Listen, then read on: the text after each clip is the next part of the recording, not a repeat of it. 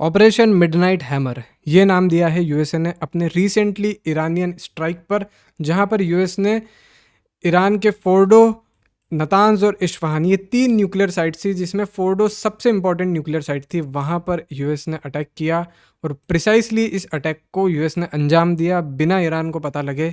अब इस वीडियो के अंदर हम जानेंगे कि यूएस ने इतना प्रिसीजन से ये अटैक कैसे कर दिया और बिना किसी को पता लगे यूएस ने इस काम को अंजाम कैसे दिया।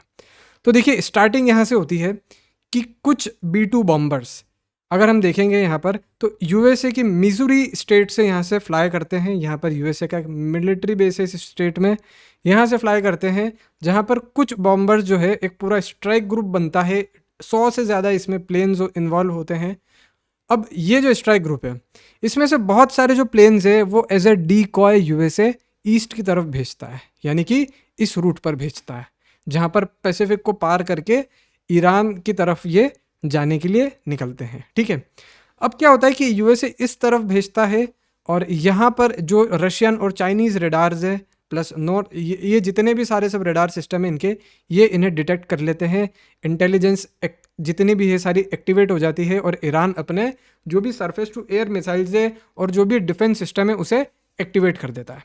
ठीक है, ये यहाँ पर पहला ग्रुप निकलता है। दूसरा स्ट्राइक ग्रुप जो होता है, जिसके अंदर 7 B-2 बॉम्बर्स होते हैं, वो यहाँ से वेस्ट की तरफ निकलते हैं और काफ़ी लो फ्लाई करते हैं बिना रेडार पर नज़र आए।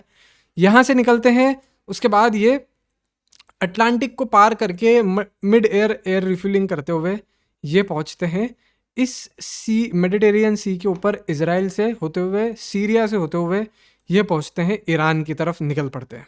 ठीक है, अब ये जो 7 B-2 बॉम्बर का जो स्क्वाड्रन था, इन्हें 4 F-35 भी ज्वाइन करते हैं इन केस अगर कोई डॉग फाइट करने की स्थिति आ गई हो। ठीक है, लेकिन आती नहीं है। उसके बाद क्या होता है, ये जो B-2 बॉम्बर्स होते हैं इनके अंदर होते हैं ये मिसाइल्स। ठीक है, ये मिसाइल है, ये अमेरिका का GBU-57 बॉम्ब है। इसका वेट अगर आप गिनो तो लगभग 13,000 किलो है, प्लस इसके अंदर जो पेलोड आ जाता है वो लगभग 2400 किलो का पेलोड ये रख लेता है, यानी कि 2400 किलो गोला बारूद इसके अंदर समा जाता है। अब इसका क्या काम होता है, देखो इसका एक सिंपल सा रहता है कि ये पेनिट्रेटर B-2 बॉम्बर से सीधा नीचे गिरता है। उसके बाद ये GPS गाइडेड होता है, जहां पिन पॉइंट एक्यूरेसी लगभग 5 मीटर की एक्यूरेसी इस बॉम्ब की रहती है और 5 मीटर की एक्यूरेसी के साथ में ये अपने फिन्स अपनी स्पीड को या फिर अपने डायरेक्शन को एडजस्ट करता है, स्टीयर भी करता है। उसके बाद लगभग जिस जगह पे जो पॉइंट GPS में डिसाइडेड है वो 5 मीटर के प्रिसीशन पर 5 मीटर इधर उधर हो सकता है, उससे ज़्यादा नहीं हो सकता ये। उससे ये नीचे गिरता है लगभग 60 मीटर अंडरग्राउंड। पहले तो इसका जो वज़न है और जो काइनेटिक एनर्जी ये जनरेट करता है उससे ये नीचे जाता है। 60 मीटर जाने के बाद जो 2400 किलो का इसके अंदर गोला बारूद भरा हुआ है वो फटता है और अंदर जो भी सब आसपास है वो सारी चीज़ें डिस्ट्रॉय हो जाती है। तो ऐसे 7 बॉम्ब्स जो है वो ये B-2 बॉम्बर्स लेके आ रहे थे, जो कि इन्होंने यहाँ पर फोर्डो पर और थोड़े बहुत नतांज और इस्फहान पर इन्होंने गिराए। अब जैसे ही ये जो B-2 बॉम्बर्स है वो इनके अंदर गिरे, ठीक है, मतलब इंक्लूड हुए, मतलब ईरान के एयर स्पेस के अंदर आए।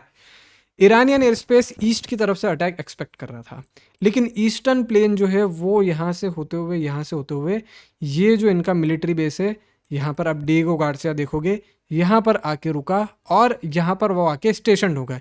ईरानियंस एक पॉइंट पर आकर कंफ्यूज हो गए कि क्या हो रहा है, ये यहाँ पर आके क्यों रुक गए, ये तो हमें स्ट्राइक करने आ रहे थे। जितना वो सोचते, उनको सोचने समझने में जितना टाइम लगता, B-2 बॉम्बर्स वेस्ट की साइड से 7 B-2 बॉम्बर्स घुस चुके थे और ईरान पर अटैक कर चुके थे। अब जैसे ही ये ईरान पर अटैक करने स्टार्ट करते हैं, देखिए सबसे पहले जो प्रिसीशन मिसाइल है, पहला स्ट्राइक होती है यहाँ पर फोर्डो में। फोर्डो का जो पूरा ये बेस है, ये जो मिसाइल जैसे मैंने आपको बताई, ये जो बॉम्ब है, ये मैंने आपको बताया, ये इनका पूरा जो न्यूक्लियर बेस है, जो कि कुछ इस तरीके का अंडरग्राउंड न्यूक्लियर बेस दिखता है। ये एक पहाड़ी है और पहाड़ी के अंदर ही अंदर इन्होंने बना रखा है, लगभग 100 मीटर ये नीचे है। वहाँ पर 3 बॉम्ब्स जो हैं ये कह रहे हैं इन्होंने गिरा है। बाकी के दूसरे जो बॉम्ब्स है, इन्होंने एक जो बॉम्ब है वो इस्फहान पर और एक नतांज पर इन्होंने गिराया। ठीक है, अब इसके बाद क्या होता है कि जैसे ये बॉम्बर्स यहाँ पर बमबारी स्टार्ट करते हैं, यूएस का एक दूसरा स्ट्राइक ग्रुप जो कि सबमरीन स्ट्राइक ग्रुप होता है जो कि गल्फ ऑफ ओमान में स्टेशन होता है, वो एक्टिवेट हो जाता है।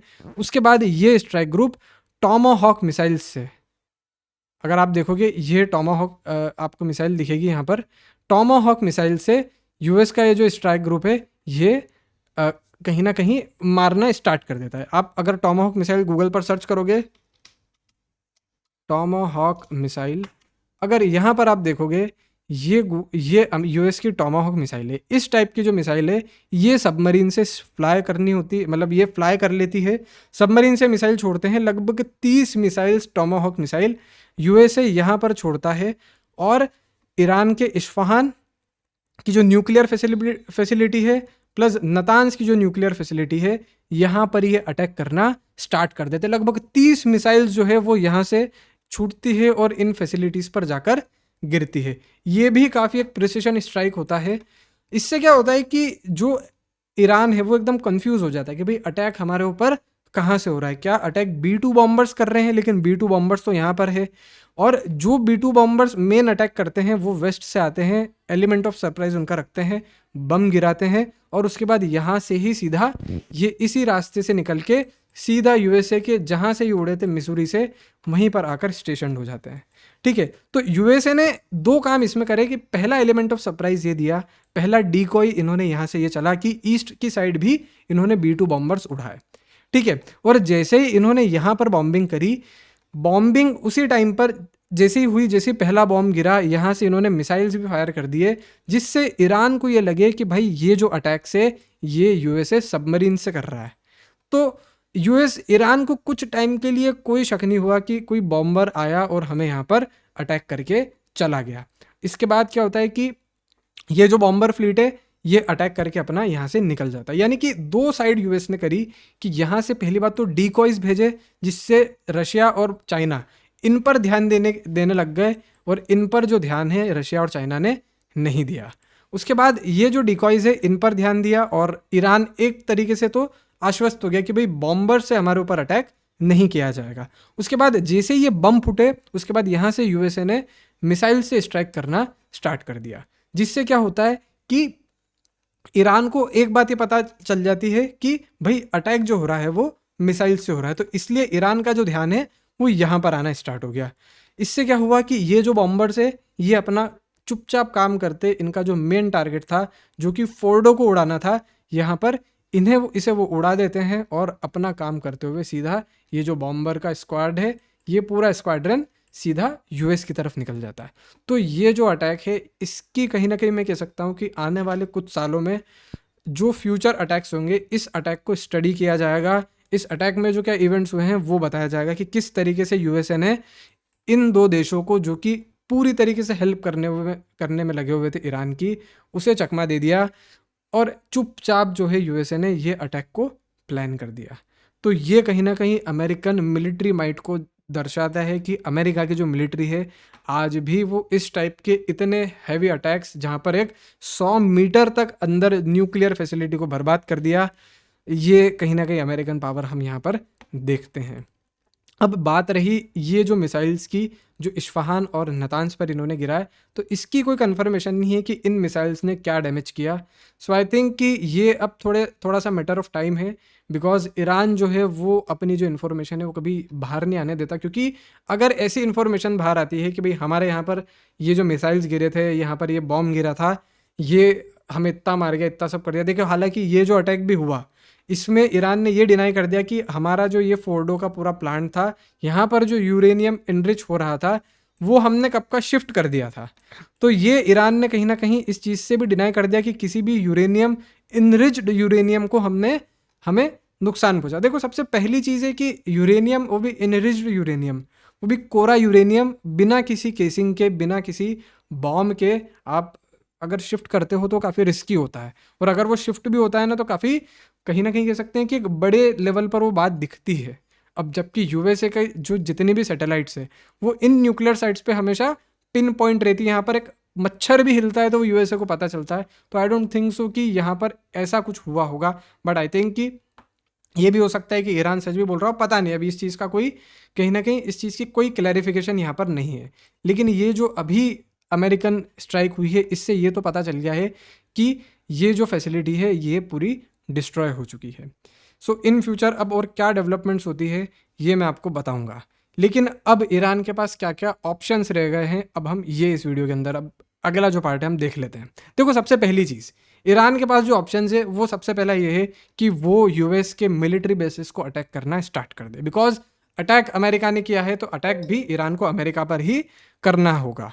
ठीक है, ये कहीं ना कहीं ईरान ये चीज़ सोच रहा होगा, लेकिन ये जो अटैक है ये ईरान को भारी भी पड़ सकता है, बिकॉज सबसे पहली चीज़, ये जो मिलिट्री बेसिस है ये सेवरल कंट्रीज़ में, जैसे कि कुवैत में है, कतर में है, सऊदी अरेबिया में है, यहाँ तक कि यूएई में है। अगर इन पर अटैक होता है तो फिर इन कंट्रीज़ पर भी वो अटैक माना जाएगा, और कहीं ना कहीं ये जो कंट्रीज़ अभी फ़िलहाल ईरान के साथ सिंपथाइज कर रही है वो सिंपथी ये कंट्रीज़ ले लेगी।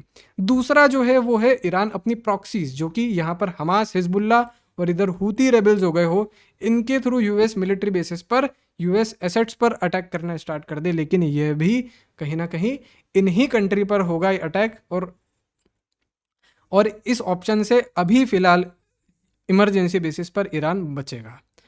अब तीसरा इसके अंदर एक ऑप्शन है, वो है ये स्ट्रेट ऑफ हॉर्मुज़ को ब्लॉक कर देना। ये जो स्ट्रेट है यहाँ से 20% ऑयल शिपमेंट्स जाती है पूरे वर्ल्ड की। अगर ये स्ट्रेट ब्लॉक होता है तो पूरा वर्ल्ड कहीं ना कहीं एक ऑयल प्राइस हाइक देखेगा। तो ये काफ़ी नियरली, ये जो ऑप्शन है मुझे नेक्स्ट टू इम्पॉसिबल लग रहा है, बिकॉज उसके बाद जो भी सपोर्टिंग कंट्रीज़ है, फॉर एग्जांपल आप चाइना देख लो या रशिया देख लो, ये भी ईरान को कहीं ना कहीं सपोर्ट नहीं करेंगे। बहुत बड़ा इंटरनेशनल प्रेशर ईरान पर आ जाएगा। तो सबसे ये देखने वाली बात है कि आने वाले कुछ घंटों में अब और क्या डेवलपमेंट्स होती है, हम ये पूरा डिस्कस करेंगे। So thank you so much for this video. I hope you enjoy, आपको कुछ सीखने को मिला। Thank you so much.